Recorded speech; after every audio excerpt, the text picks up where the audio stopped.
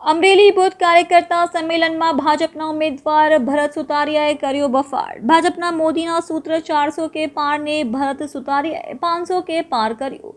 મોદી સાહેબે 400 પાર કરી છે ને CR પાટીલે 500 પાર કીધું છે। ભરત સુતારિયા 5 લાખની લીડ ભૂલીને ભાજપના ઉમેદવાર ભરત સુતારિયા 500 પારનો બફાટ કર્યો। CR પાટીલ ક્લસ્ટર પ્રભારી ભૂપેન્દ્રસિંહ ચુડાસમાની હાજરીમાં લોકસભાના ઉમેદવાર ભરત સુતારિયાનો બફાટ।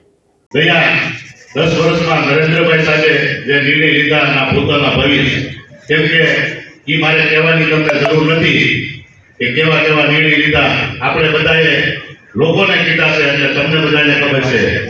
આ ચૂંટણી 2024 ની પૂરી થાય ત્રીજી વાર નરેન્દ્ર મોદી સાહેબ વડાપ્રધાન બને આવનારી 100 વર્ષ કરતા વધારે આપણી પેઢી યાદ રાખે એવા એના માટેના નિર્ણય લેવાની ચૂંટણી છે। તમે કલ્પના નહીં કરી હોય એવા નિર્ણય લેવાના છે।